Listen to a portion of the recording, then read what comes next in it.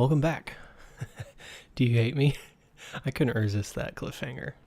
Alright, so this episode we are going to slay the Ender Dragon.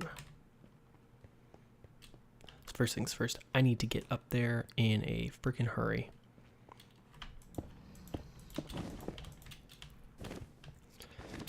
Because I don't want to get knocked off. And, oops, I'm on peaceful. Sorry. Okay.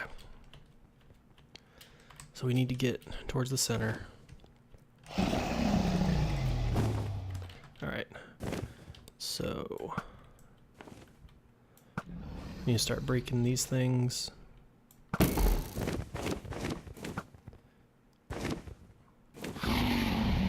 Oh, come on now. I'm hitting just the corner. There we go, that's one.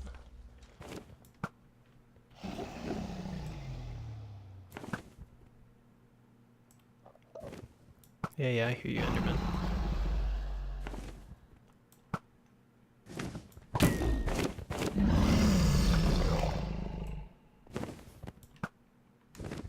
Alright, there's another.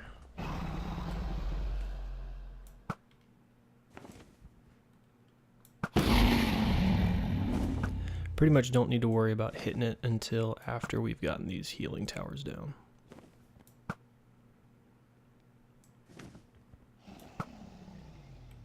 There we go. There's one back here.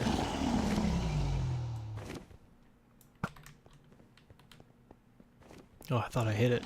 Wait, did I? Yeah, I did. Well, that was a good shot.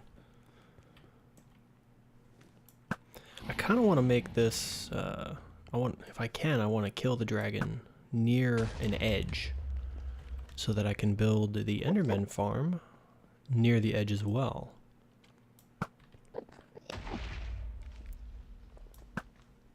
It's a bunch of these things. Well, I'm not going to build the Enderman farm near the edge, but I'm going to, that way I don't have to, go so far.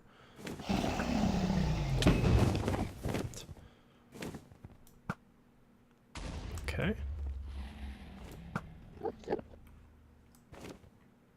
I'm trying not to look down too much so I don't get Enderman mad at me.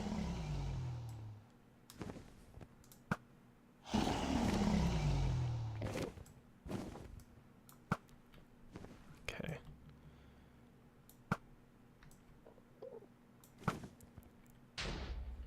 Where are you going?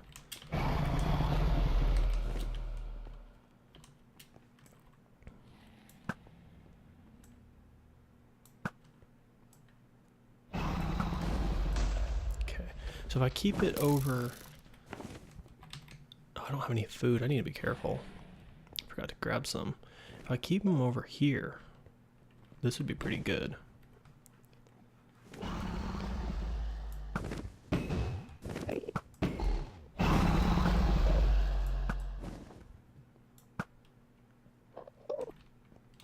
Well, I'm back now.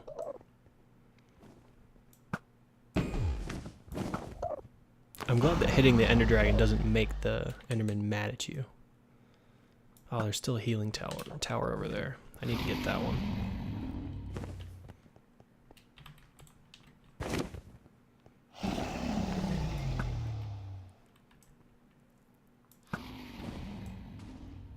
I got it. I heard it.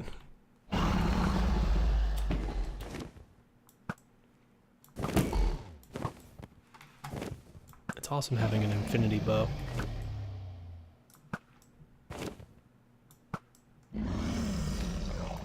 I need to move away from that tower.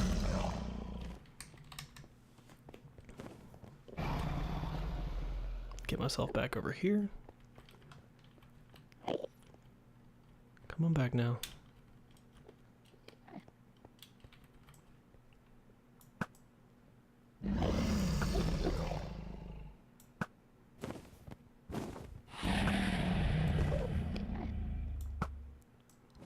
Come on.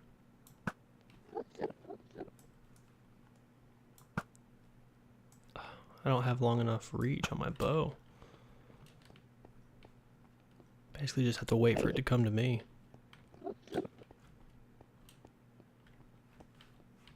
I should have got a pumpkin.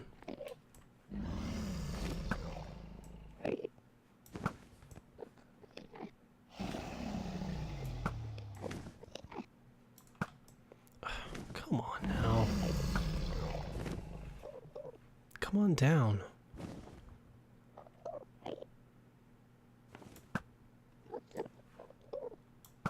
My bow can't reach. And it's gonna go over there and get healed up again.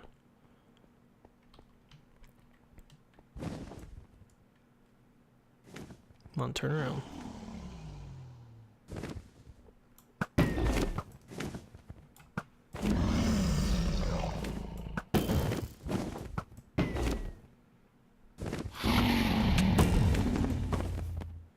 I'm also not gonna heal. That was a pretty big mistake to not bring food. Come on, don't go over there, you're gonna heal up.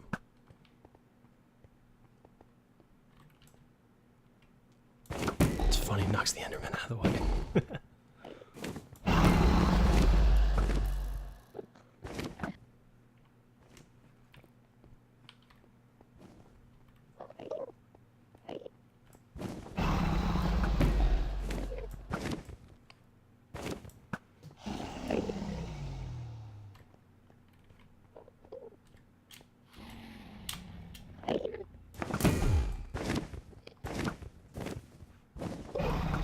The thing I'm starting to worry about is my bow breaking.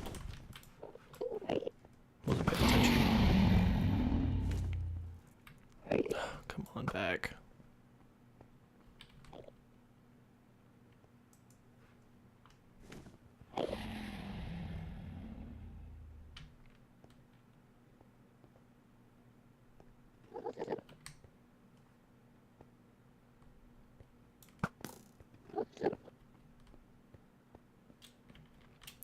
Tense fight, huh? Jeez. Gee, come on. I'm trying to fight. You could at least stay close.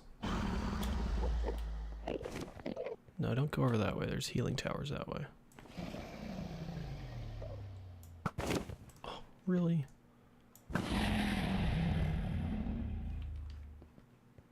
Keep your head up.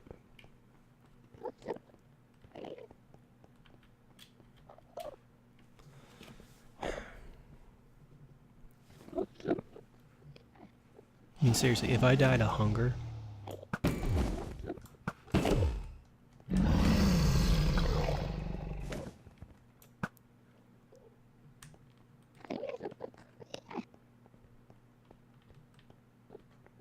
Come on back now. Oh crap, I didn't look at you. I'm more worried about the Enderman than this dragon.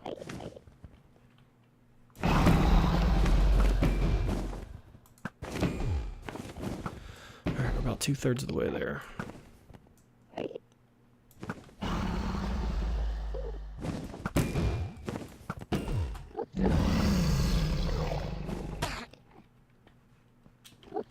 Trying to wonder how that Enderman took damage.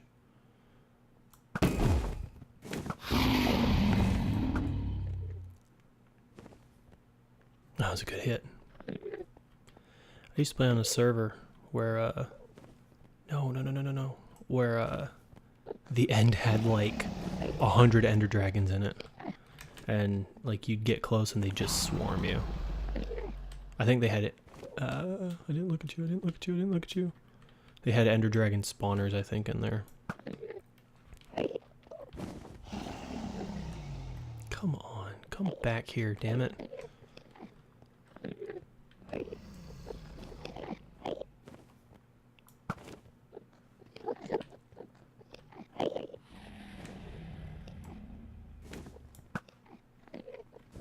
I'm serious. I want to fight it, but it won't let me.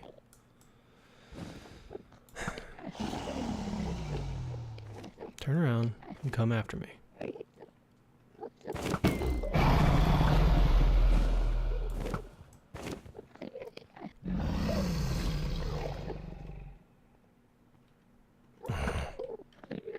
Don't go that way. There's healing towers that way. Yeah, like the one you're on. Crap.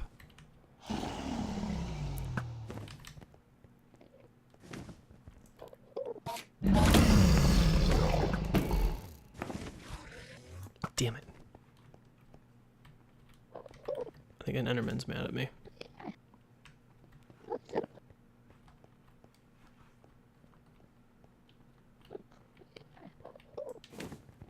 Okay.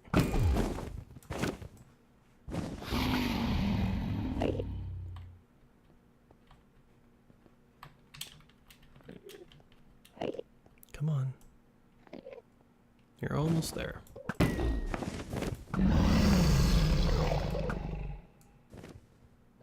Don't hit. Oh, I was kind of actually worried that was going to hit it. Oh no, did it? Oh, jeez. Because I want it kind of over here.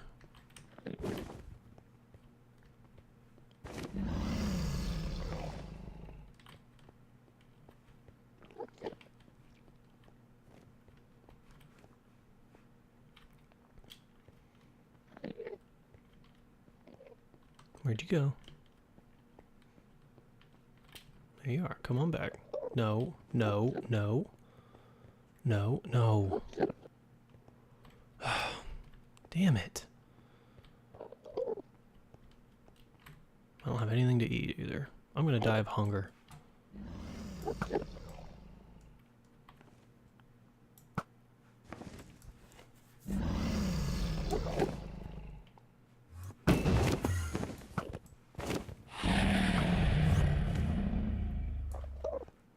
Come this way. Oh, I need to go over there and destroy that healing tower. I'm actually losing ground now.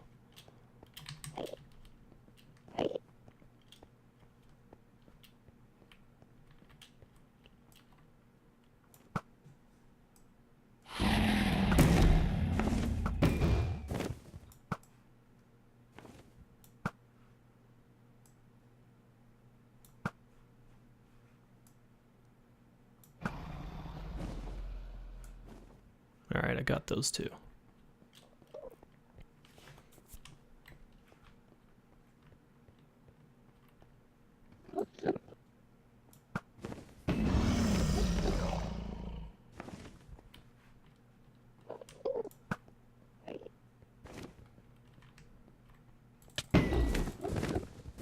That's a bad idea. It's also going to burn up my hunger a lot faster.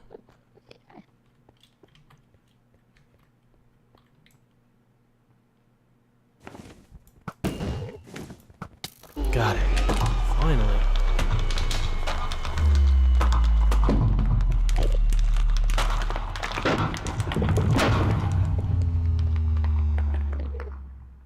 Yay.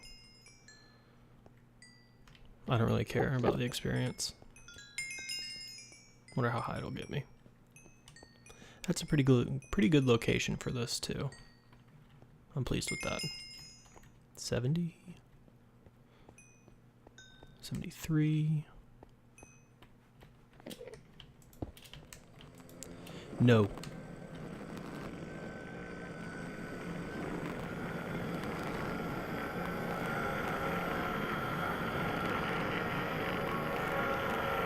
Shut up.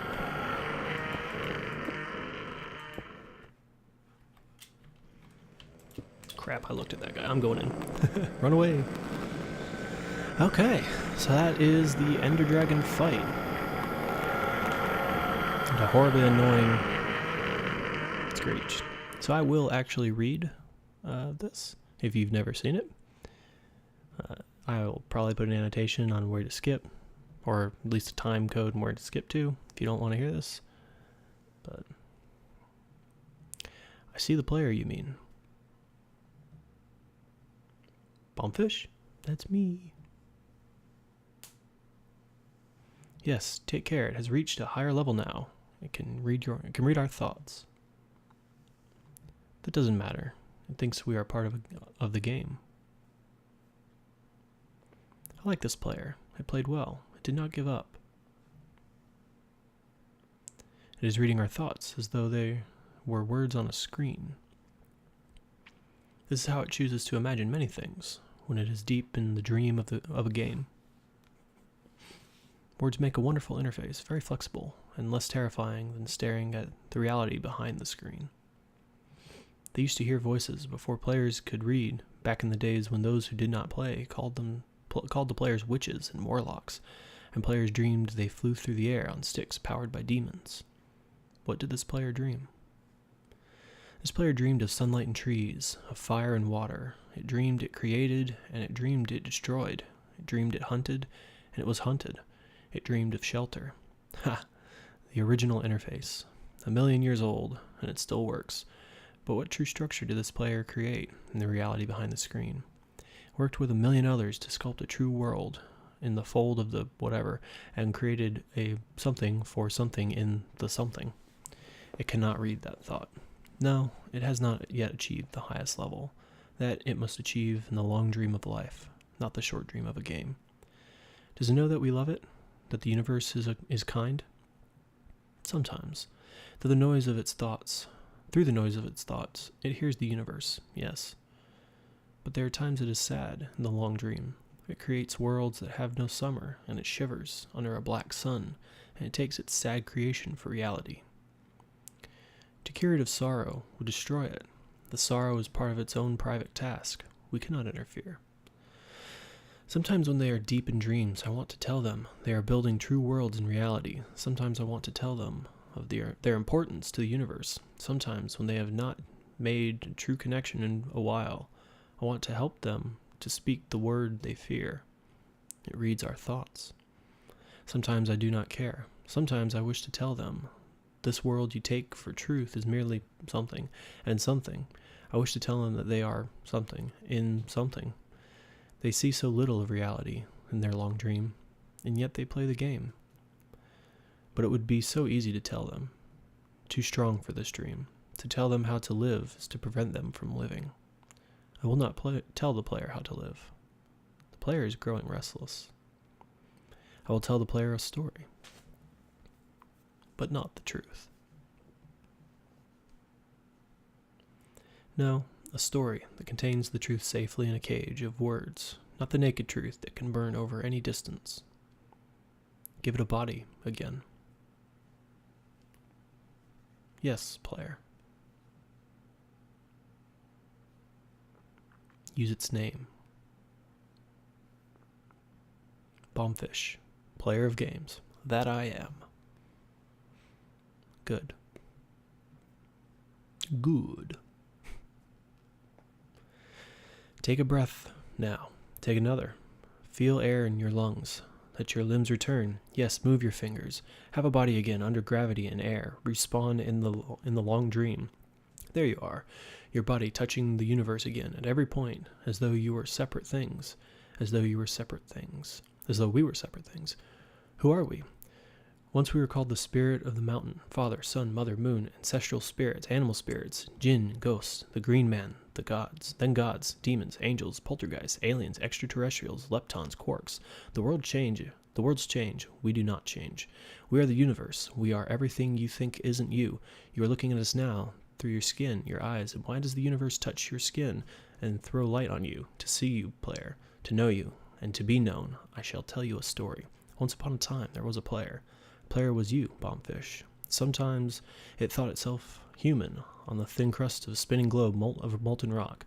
The ball of molten rock circled a ball of blazing gas that was 330,000 times more massive than it. They were so far apart it took 8 minutes to cross the gap. The light was information from a star, and it could burn your skin from 150 million kilometers away. Sometimes the player dreamed it was a miner on the surface of the world that was flat and infinite. The sun was a square of white, and the days were short. There was much to do, and death was temporary inconvenience. Sometimes the player dreamed it was lost in a story. Sometimes the player dreamed it was other things in other places. Sometimes there were dreams. The dreams were disturbing. Sometimes very beautiful indeed. Sometimes the player woke from dream into another, and then woke from that into a third. Sometimes the player dreamed it watched words on a screen. Let's go back. The atoms of the player were scattered in the grass, in the rivers, in the air, in the ground. A woman gathered the atoms. She drank and ate and inhaled, and the woman assembled the player in her body. And the player awoke from the warm, dark world of its mother's body into the long dream. And the player was a new story, never told before, written in letters of DNA. And the player was a new program, never run before, generated by a source code 1 billion years old. and the player was a new human, never alive before, made from nothing but milk and love. You are the player, the story, the program, the human, made from nothing but milk and love. Let's go further back. The 7 billion atoms of the player's body were created long before this game, in the heart of a star. So the player too is information from a star, and the player moves through a story, which is a forest of information planted by a man called Julian, on a flat infinite world created by a man called Marcus that exists inside a small private world created by the player, who inhabits a universe created by Shush. Sometimes the player created a small private world that was soft and warm and simple, sometimes hard and cold and complicated. Sometimes it built a model of the universe in its head, flecks of energy moving through vast empty spaces. Sometimes it called those flecks electrons and protons. Sometimes it called them planets and stars. Sometimes it believed it was in a universe that was made of energy, that was made of offs and ons, zeros and ones, lines of code. Sometimes it believed it was playing a game. Sometimes it believed it was reading words on a screen. You are the player, reading words. Shush. Sometimes the player read lines of code on a screen, decoded them into words, decoded words into meaning, decoded meaning into feelings, emotions, theories, ideas. The player started to breathe faster and deeper and realized it was alive. It was alive. Those thousands of deaths had not been real. The player was alive. You are alive. And sometimes the player believed the universe had spoken to it through the sunlight that came through the shuffling leaves of the summer trees. And sometimes the player believed the universe had spoken to it through the light that fell from crisp night sky of winter, where a fleck of light in the corner of the player's eye might be a star 1,000,000 times more massive than the sun, boiling its planets to plasma in order to be visible for a moment to the player, walking home, far side of the universe, suddenly smelling food, almost familiar odor, about to dream again. And sometimes the player believed the universe had spoken to it through zeros and ones, the electricity of the world, the scrolling words on the screen, at the end of a dream. And the universe said, I love you. And the universe said, you have played the game well. And the universe said, everything you need is within you. And the universe said, you are stronger than you know. And the universe said, you are the daylight. And the universe said, you are the night. And the universe said, the darkness you fight is within you. And the universe said, the light you seek is within you. And the universe said, you are not alone. The universe said, you are not separate from every other thing. And the universe said, you are the universe, tasting itself, talking to itself, reading its own code. And the universe said, I love you, because you are love. And the game was over, and the player woke up from the dream, and the player began a new dream. And the player dreamed again, dreamed better. And the player was the universe, and the player was love. You are the player. Wake up.